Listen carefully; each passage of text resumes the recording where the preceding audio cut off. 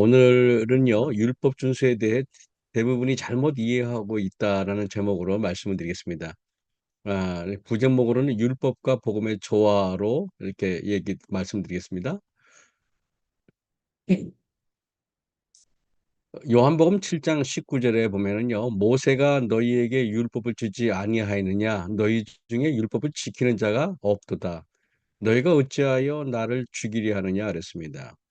예수님께서 바리새인들에게 하신 말씀인데요. 모세가 너희에게 율법을 주지 아니하였느냐 그랬어요. 너희 중에 율법을 지키는 자가 없도다 그랬습니다. 우리가 생각할 때는 바리새인들은 율법 준수의 달인이라고 생각했고 율법에 대해서 탁월한 사람이라고 생각해서 너무 율법을 잘 지키다 보니까 율법주의자가 아니냐 이렇게 생각을 하는데 예수님은 율법주의자가 아니라 불법주의자, 불법을 행하는 자라고 말씀하십니다. 왜 그랬을까요? 사도행전 7장 53절에 스데반이 바리새인들과 둘러싸여 있을 때 그때 스데반이 이렇게 얘기합니다. 너희가 천사의 전한 율법을 받고도 지키지 아니하였도다 하니라 그랬습니다. 바리새인들은 율법을 그렇게 열심히 지키는 것 같았지만 실제로는 율법을 지키지 않았다고 하나님께서 이야기합니다. 왜 이렇게 됐을까요? 요한복음 7장 19절 너희 중에 특히 바리새인들과 종교 지도자들에게 하신 말씀입니다. 율법을 지키는 자가 없도다 그랬습니다. 사도행전에도 똑같이요. 율법을 받고도 지키지 않았다고 얘기합니다. 도대체 이들은 율법에 대해서 그렇게 열심인데 하나님으로부터 예수님으로부터 왜 율법을 지키지 않는 자라는 선고를 받았을까요? 우리는 이 문제에 대해서 심각하게 고민해 봐야 됩니다. 비단 이것은 바리새인들의 문제일까요? 아마 저희 모두의 문제라고 저는 생각을 합니다. 율법 준수에 열심이었던 자들에게 예수님께서는 율법을 전혀 지키지 않았다고 말씀하십니다. 왜 이들은 율법 준수자들처럼 보였지만은 불법주의자가 되었을까요? 한번 오늘 생각해 볼 필요가 있습니다. 율법에 대해 열심이었지만 사실상 불법자들이었던 유대인들, 왜 그들은 자기 자신에게 속고 있었을까요? 율법에 대한 바른 이해가 부족해서는 아니었을까요? 오늘 율법에 대한 오해가 과연 무엇일까를 한번 생각해 보도록 하겠습니다. 실제로 우리 주변에서 율법을 아주 강조하는 분들 옆에 가면 이상하게 불편하고 그들의 모습 속에서 뭔가 각지고 경직된 모습을 발견하는 것은 그렇게 이상한 일이 아닙니다. 율법에 대해서 이야기하고 율법 준수에 대해서 강조하는데 그 사람들 옆에 가면은 율법의 어떤 포근함과 부드러움보다는 매우 뭔가가 잘못된 것을 우리가 발견하게 됩니다. 율법은 대대로 뜨거운 감자였습니다. 왜 그랬을까요? 그 문제를 오늘 심층 연구해 보도록 하겠습니다. 대쟁투는 최초부터 하나님의 율법에 관한 것이었습니다. 사단은 하나님이 불공평하며 그분의 율법에 결함이 있고 우주의 행복을 위해서 율법을 변경해야 할 필요가 있다고까지 얘기했습니다. 그는 사단은 늘 율법을 공격했고 그 율법의 제정자의 권위를 뒤집어 엎으려고 노력한 것이 사단의 일이었습니다. 아담의 시대로부터 현재 이르기까지 대쟁투의 쟁점은 하나님의 율법에 대한 순종에 관한 것이었습니다. 율법을 사이에 두고 선과 악의 대쟁투가 벌어졌는데 사단은 율법을 폐기해야 된다 아니면 고쳐야 된다고까지 이야기했습니다. 사단은 사람들이 하나님의 율법을 준수하기는 불가능하다는 신념을 사람들에게 늘 역설하고 있었습니다. 계시록 1장 19절에 성전 안에 하나님의 언약궤가 보이고 그리고 계시록 12장은 선악간의 대쟁투에 대한 이야기인데요. 12장을 끝내면서 용이 여자에게 분노에 돌아가서 그 여자의 남은 자손 곧 하나님의 계명을 지키며 예수의 증거를 가진 자들로 더불어 싸우려고 바다 모래 위에 섰다 그랬습니다.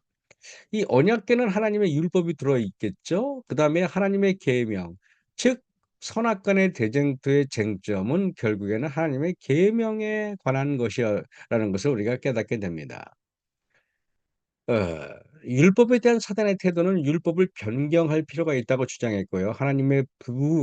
하나님께서 부과하신 율법은 불공평하다고 말했고 여호와의 율법을 개선하는 것이 마귀의 목적이라고까지 얘기했습니다.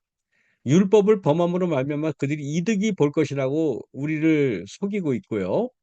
사단은 그분의 율법을 공격함으로 그분 율법의 제정자의 권위를 뒤집어 엎으려고 노력했습니다. 여러분, 그러면은 율법 준수가 가능하다는 말입니까? 그다음에 율법 준수가 불가능하다는 말입니까? 우리는 이 문제에 대해서 매우 어려운 이 문제를 잘 난제를 풀어갈 필요는 있습니다.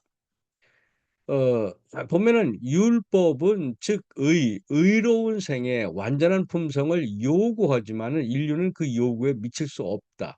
인류는 하나님의 거룩한 율법을 요구를 충족시킬 수 없다. 율법을 지킬 수 없다는 듯한 내용이 나오고 있습니다. 갈라디아서 3장 11 절에도 하나님 앞에서 아무나 율법으로 말미암아 의롭게 되지 못할 것이 분명하니 그랬습니다. 위의 말씀들은 율법을 지킬 수 없다는 쪽에 방점을 둔 듯이 느껴집니다. 성경에서 율법을 지킬 수 없다는 말씀만 모아 봤는데요. 로마서 3장 20 절입니다. 그러므로 율법의 행위로 그의 앞에 의롭다 하심은 얻을 육체가 없다 그랬습니다. 갈라디아서 5장 4 절에 율법 안에서 의롭다함을 얻으려 하는 너희는 그리스도에게서 끊어지고 은혜에게서 떨어진 자로다라고 얘기해서 율법을 지킬 수 없다는 듯한 말씀이죠. 로마서 3장 28 절에도 그러므로 사람이 의롭다 하심을 얻는 것은 율법의 행위에 있지 않고 믿음으로 되는지를 우리가 인정하노라 그랬습니다. 그다음에 로마서 8장 7 절에 육신의 생각은 하나님과 원수가 되나니 하나님의 법에 굴복지 아니할 뿐더러 할 수도 없다 그래서 율법을 지킬 수 없다는 말씀이 굉장히 이렇게 많이 있습니다. 그래서 우리가 율법을 준수가 불가능합니까? 네, 불가능해 보입니다. 위에 성경절을 보면은요. 그다음에 율법 준수가 가능하냐를 한번 살펴보도록 하겠습니다. 자, 그러면은 이 믿음 71 쪽에 보면은요. 그분은 사단이 지켜줄 수 없다고 단언했던 그 율법이 지켜줄 수 있다는 것을 우리에게 보여주었다 그랬습니다. 이 말씀을 보니까 율법 준수가 가능할 것처럼 또 보입니다. 실물교훈에 보면은요. 그는 자신의 완전한 순종으로 말미암아 모든 인류로 하여금 하나님의 계명을 지킬 수 있게 하셨다 그랬습니다. 위의 말씀들 그래서 율법을 지킬 수 있다는 성경절을 모아 보니까요. 계시록 14장 12 절에 "성도들의 인내가 여기 있나니 저희는 하나님의 계명과 예수 믿음을 지키는 자니라." 그랬습니다. 그리고 마태복음에 보면은 19 장에 "내가 생명에 들어가려면은 계명을 지켜라." 그랬습니다. 그리고 로마서 2장 13 절에 "하나님 앞에서는 율법을 듣는 자가 의인이 아니요 오직 율법을 행하는 자라 의롭다 하심을 얻으리니." 이랬습니다. 그리고 여기에 보면은 그분은 사단이 지킬 수 없다고 단언했던 그 율법이 지킬 수 있다는 것을 우리에게 보여주셨다. 기독교에 그러면은요 율법을 지킬 수 없다는 말씀도 있는 거 반면에 지킬 수 있다는 말씀이 있죠. 그 기독교의 딜레마는 율법을 중심으로 두 파로 나눠집니다. 첫 번째는요. 율법을 지킬 수 있다 파입니다. 예수님께서 율법을 준수하셨으니까 우리도 율법을 준수할 수 있다. 그래서 이런 분들은 율법의 행위를 강조하고 결국 십자가 없는 율법주의로 빠질 가능성이 농후합니다. 두 번째, 율법을 지킬 수 없다 파가 또 있어요. 율법 준수는 불가능해. 그러니까 이런 분들은 자유주의 신신학으로 빠질 확률이 높고 그래서 예수님께서 우리 대신에 십자가에 달려 돌아가신 거야. 십자가와 믿음을 강조합니다. 율법 없는 십자가의 구렁텅이로 결국에는 빠지게 됩니다.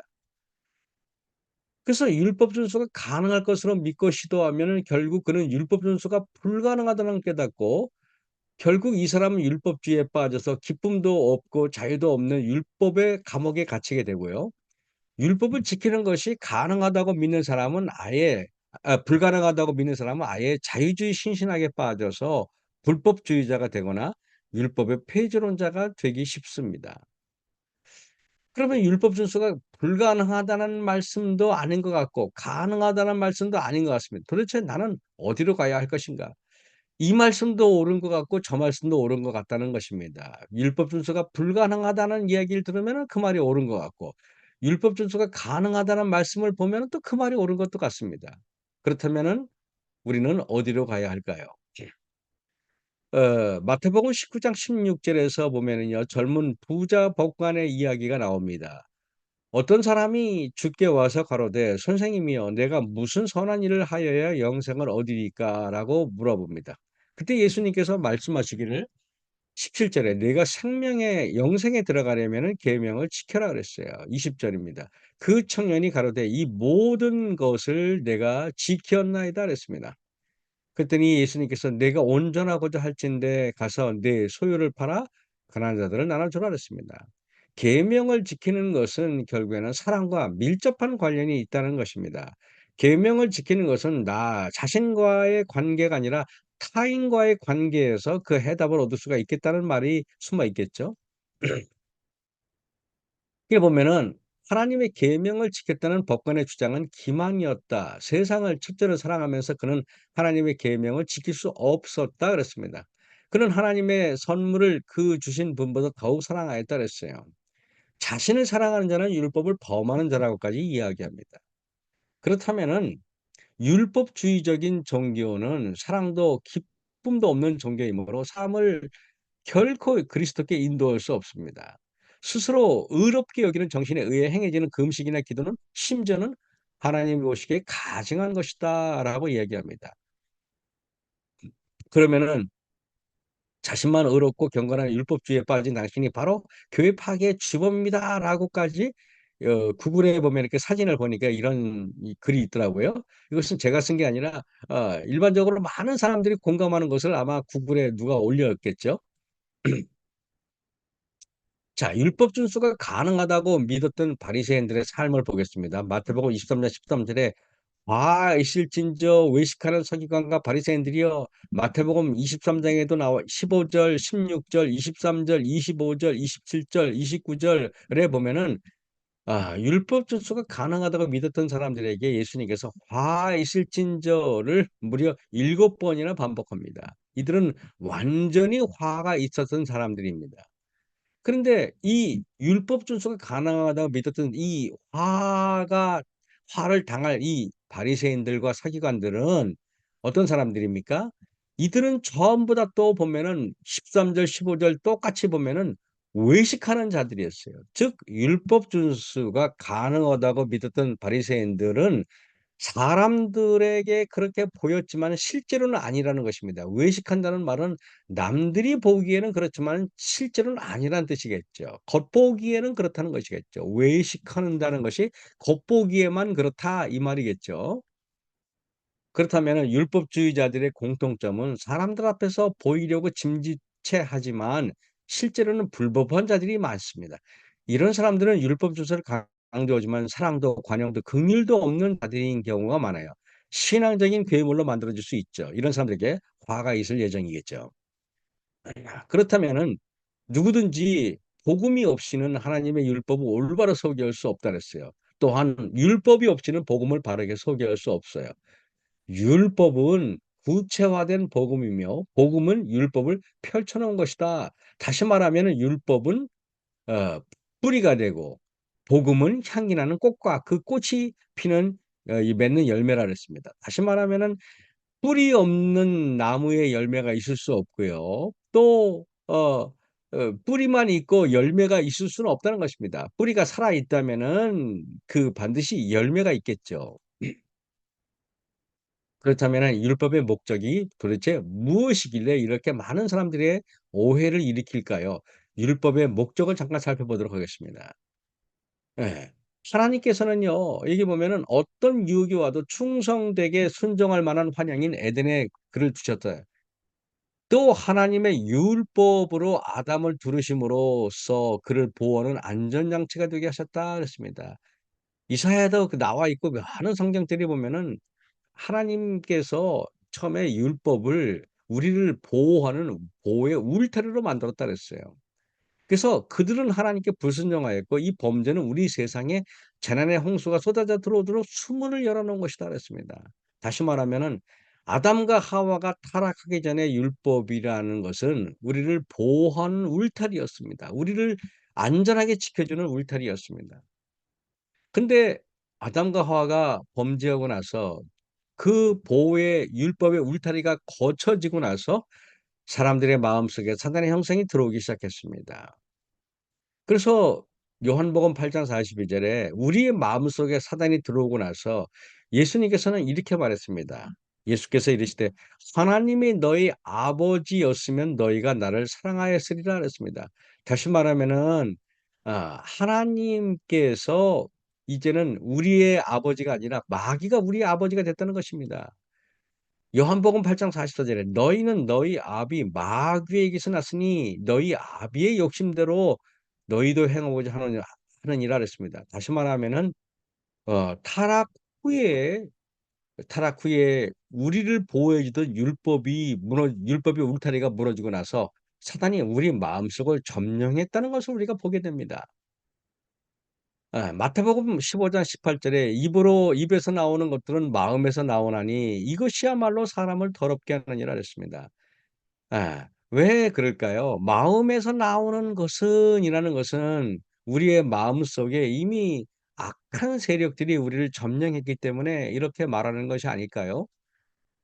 자, 우리가 보면은 수도 꼭지를 이렇게 보면은 이 사람이 정신병자인지 아닌지 알기 위해서는 이 방 안에 수도꼭지를 이렇게 만들어 놓고 수도꼭지를 약간 틀어 놓습니다. 그러면 물이 막 나와서 방을 이렇게 젖게 합니다.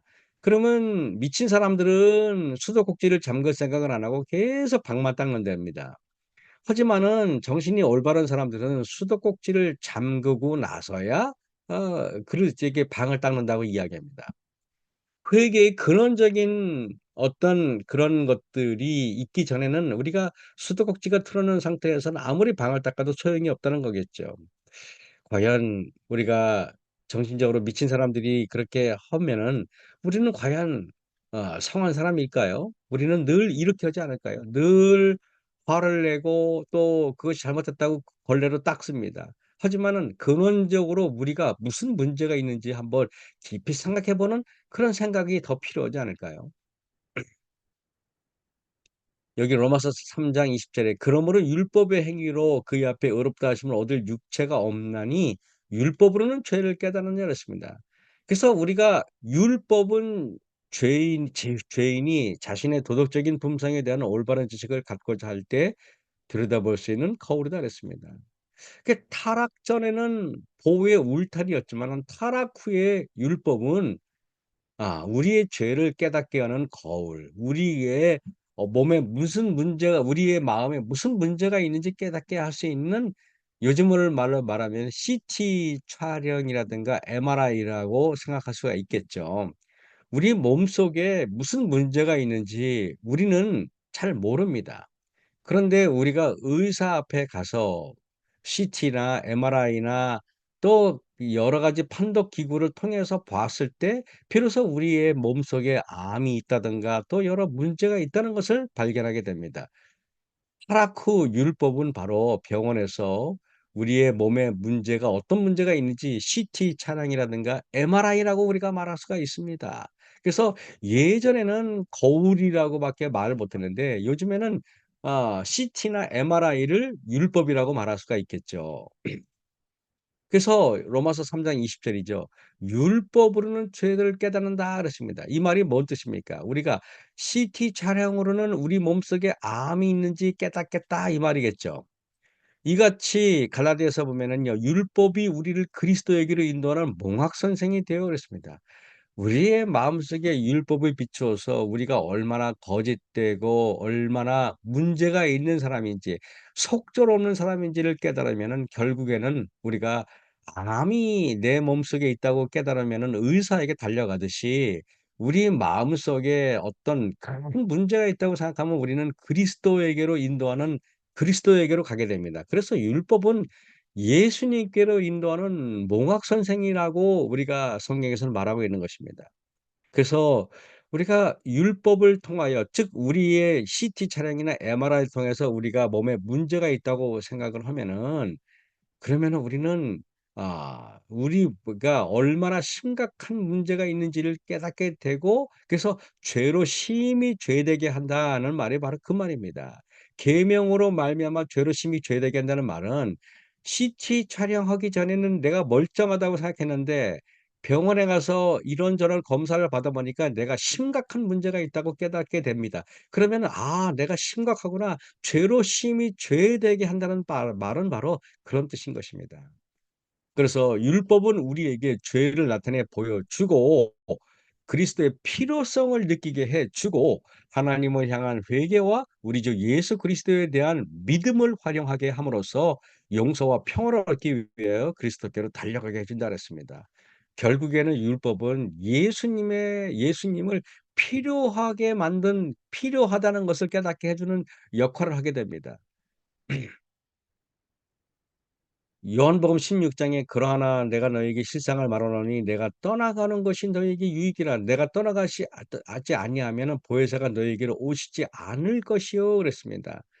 우리가 예수님께서 십자가에 달려 돌아가셔야만 성령의 필요성을 느끼게 되고 성령 하나님께 우리의 문제를 고백하게 된다는 뜻이겠죠. 요한복음 17장 19 절에 "또 저희를 위하여 내가 나를 거룩하게 하오니 이는 저희도 진리로 거룩함을 얻게 하려 함이니이다." 그랬습니다. 저는 요한복음 17장 19 절을 매우 중요한 성경처럼 여깁니다. 왜냐하면은 예수님께서는 이미 거룩하신 분이기 때문에 이 땅에 오시기 전에 그분은 하나님이기 때문에 거룩할 필요가 없는데 예수님께서 이 땅에 육체로 오셔서 예수님께서 육체로 오셔서 이 땅에서 율법을 그리고 하나님의 계명을 순종으로 말미암아서 거룩하게 되셨습니다. 왜 그럴까요? 우리가 율법을 지킬 수 없기 때문에 예수님께서 그 율법을 준수함으로 거룩하게 돼서 그 거룩하심을 우리가 믿음으로 말미암아서 얻게 되는 것, 이것이 바로 믿음으로 말미암는 의가 아니겠습니까? 우리는 율법을 지킬 수 없기 때문에 예수님의 거룩함을 옷 입어야 합니다. 그래서 예수님께서 요한복음 6 장에 "너희가 내 살을 먹고 내 피를 마셔야만 내 자녀가 되겠다."는 뜻이 바로 그 뜻이 아닐까요? 거기에는 우리가 조건이 있습니다. 예수님의 거룩함을 옷 입기 위해서는 나의 누더기를 벗어 버려야 합니다. 스가랴서에 그런 말이 2 장에 나와 있죠. 그래서 바로 그것이 자아굴복이라는 것인데요. 여기 보면은 자신을 포기하는 것, 이것이 그리스도의 가르침의 요지다 그랬어요. 그리스도의 핵심 가르침은 자기 자신을 포기하는 것이다. 아 뭐라고 말합니까? 우리가 복음의 가장 본질적인 것이 뭡니까? 자기 자신을 포기하는 것이래요. 자기 자신을 포기하기 하려면 어떻게 됩니까? 율법으로 말미암아서 우리가 내 자신이 어떤지, 내 상태가 어떤지를 깨닫게 되면은 나 자신을 포기하게 된다는 것입니다. 그래서 심지어는 자아를 경배하는 자는 사단의 왕국에 속했다 그랬습니다. 모든 사람은 그리스도에 대한 그들의 태도로 저희가 어느 편에 서 있는지를 보일 것이었다. 이와 같이 각 사람은 자신에 대한 판결을 자신이 내린다 그랬습니다. 자, 왜 우리들은 자아 포기하는 데 실패할까요? 이게 참 중요한 얘기입니다. 리처드 로어가 이렇게 말했죠. "당신은 실패하고 몰락해야 한다." 굉장히 자극적인 제목입니다. 그것은 왜 우리가 자아를 포기하는 데 실패하냐 하면은 내 자신에 뭔가 그래도 선한 구석이 있다고 착각하기 때문입니다. 내가 100% 문제가 있다고 생각을 해야 되는데 내가 90% 는 문제가 있는데 약 10% 나 몇 프로는 괜찮다고 생각하기 때문에 우리가 이렇게 착각을 합니다. 자아한 구석진 곳에는 선한 구석이 있다고 믿고 내 속에 일정 부분 의로운 것이 약간이라도 존재한다고 믿기 때문에 우리는 자아 부정에 매일 실패하는 것입니다. 자기 자신이 십자가에 못 박지 않으면은 자신의 율법 준수까지도 의가 되기 때문에 다른 사람들이 "왜 율법을 지키지 않냐? 율법을 지키지 않는다고 비난하는 것입니다." 내가 부족하고 올바르지 않다고 여기는 사람은 절대로 다른 사람들이 강요하거나 자신의 의를 드러내지 않습니다. 마태복음 26장 31 절에 예수님께서 제자들에게 "오늘 밤에 다 나를 버리겠다."고 예수님께서 말씀하셨어요. 이것은 예수님의 생각이죠. 하나님의 생각입니다. 근데 베드로가 대답하여 가로되 "다 주를 버릴지라도 나는 언제든지 버리지 않겠나이다." 베드로의 생각이죠. 베드로는 자기 자신에게는 무언가 조금이라도 선한 것이 있다고 믿었기 때문에 이런 말을 하지 않았을까요? 열왕기하 5 장에 보면은 엘리사가 그 나아만에게 요단강에 몸을 씻으라고 그랬습니다. 그랬더니 나만이 노하여 물러가며 "내가 이러려고 여기까지 왔냐?" 이렇게 말합니다. 나만의 생각, 즉 자아는 늘 분노를 유발합니다. 우리가 나와 생각이 같지 않은 사람에게 분노를 유발하는 이유가 바로 여기에 있는 것입니다. 그래서 예수님께서 그런 자기 생각이 있는 사람들에게 말하기를 "내가 오늘 밤에 닭 울기 전에 너희가 다 나를 부인하겠다고 말하니까 베드로가 절대 그러지 않겠다고 말합니다. 베드로는 자기 생각을 부인하지 못했기에 결국은 예수님의 생각을 부인하게 됩니다. 결국 모든 인간은 자기 생각을 부인하지 못하면은 반드시 예수님을 부인하게 되어 있습니다. 나만이 노하여 그랬어요. 자기 생각의 프레임에 갇혀 있는 사람은 결국에는 예수님과 상관없는 자기 의로 구원을 받으려고 하는 사람입니다. 자기 생각이 가득한 사람은 결국에는 노할 준비가 되어 있는 사람들이겠죠. 그래서 직원이 들어가서 늘 화를 내는 사람의 특징은 자기 생각이 있는 사람들, 자기 철학이 있는 사람들입니다. 그래서 평신도가 목회 철학이 있는 사람들은 반드시 목회를 해야 됩니다. 왜냐하면은 자기 철학이 있는 사람은 늘 목회자가 하는 일에 화를 내게 돼 준비가 되어 있는 것입니다. 자아포기가 가장 쉬운 사람들은 어떤 사람일까요? 그 사람들은 실패한 사람들이에요. 실패한 사람들은 늘 아픈 사람들, 중환자들은 늘 자아가 포기될 준비가 되어 있는 사람들입니다. 그래서 우리가 실패를 하거나 고난을 당할 때 예수님의 말씀을 잘 받아들인 이유가 여기에 있는 것입니다. 그래서 예수님께서 십자가에 달려 돌아가실 때 오른편에 있는 강도가 이렇게 얘기했어요. "주여 주께서 왕국에 임하실 때 나를 기억하소서라고 했습니다. 왜? 이 사람이야말로 그 군중과 그 무리 속에서 이 가장 자아포기가 완벽하게 된 사람들 중에 한 명이 바로 이 강도밖에 없었던 것입니다. 왜? 십자가에 못 박혀 죽는 입장에서 자기 자아를 주장할 게 무엇이 있겠습니까? 그렇기 때문에 그가 자아를 완전히 포기했을 때 예수님의 십자가의 의미가 깊이 깨달아졌기 때문에 그는 그렇게 말했던 것입니다. 그래서 예수께서는 자아 포기가 완벽히 이루어진 그에게 선언합니다. "진실로 내가 너희에게 말하노니 오늘 내가 나와 함께 낙원에 있겠다." 그랬습니다. 요한복음 17장 3 절에 "영생은 곧 유일하신 참 하나님과 예수 그리스도를 아는 것이니라." 그랬습니다. 결국에는 예수님을 알게 되면은 율법에 대해서 애정을 느끼게 되겠죠. 그래서 요 마가복음 2장 17 절에 "건강한 자에게는 의원이 쓸데없고 병든 자에게라야 쓸데있느니라. 내가 의인을 부르러 온 것이 아니라 죄인을 부르러 왔노라." 그랬습니다. 결국 십자가의 은혜를 경험해야지 내가 죄인이라는 것을 깨닫고 율법을 사랑하게 되어 있다는 것입니다. 예수님을 사랑하지 않고 율법을 억지로 지키는 사람들에는 우리는 주로 율법주의자에 속하게 된다는 것을 깨닫게 됩니다. 예수님을 사랑하는 자는 율법도 사랑하게 되어 있습니다. 그래서 요한일서 5장 2장 3 절에서 2 절에서 3절 보면은 우리가 하나님을 사랑하고 그의 계명들을 지킬 때에 이로써 우리가 하나님의 자녀 사랑하는 줄을 아느니라 그랬습니다. 하나님을 사랑하는 것이 먼저지 계명을 지키는 것이 먼저가 아니라는 것을 깨닫게 되겠죠. 하나님을 사랑하는 것은 이것이니 우리가 그의 계명들을 지키는 것이라 그의 계명은 무거운 것이 아니라 그랬습니다. 오늘 우리가 말씀을 통하여 정말 하나님의 계명이 어떤 것인지 그래서 시편에 보면은 오직 여호와의 율법을 우리가 사랑하고 그랬습니다. 다윗은 여호와를 사랑했기 때문에 율법을 사랑하겠죠. 하나님을 사랑하는 사람들은 형제를 사랑하게 됩니다. 형제를 사랑하는 사람은 절대 율법 준수를 가지고 겁박하거나 엇박하지 않습니다. 오늘도 하나님을 사랑하고 그의 계명을 사랑하는 우리 모두가 되길 바라면서 하나님의 말씀을 마치겠습니다. 기도하겠습니다. 하늘에 계신 아버지 하나님, 하나님께서 주신 우리에게 율법의 올바른 이해를 통하여 우리가 우리 자신을 깨닫고 결국에는 율법 준수로 우리가 구원을 받는 것이 아니라 예수님께서 이루신 의를 받아들임으로써 우리가 구원을 받는다는 것을 깨닫게 도와주셨길 기도합니다. 율법을 통하여 우리가 속절없음을 깨닫게 도와주셨고 그래서 예수님이 아니고서는 우리가 절대로 변화될 수 없다는 것을 깨닫게 도와주셨길 기도합니다. 결국에는 우리의 모든 의는 예수님이 이루신 의를 받아들이는 것임을 고백하고 예수님의 의가 우리의 의가 되게 도와주셨기만을 기도합니다. 예수 안에 있는 믿음을 우리가 소유할 수 있도록 도와주셨고, 우리가 예수님을 믿는 것이 아니라 예수 안에 있는 믿음을 우리가 받아들이는 사람이 되게 도와주셨기만을 예수님 이름으로 감사하며 기도했사옵나이다.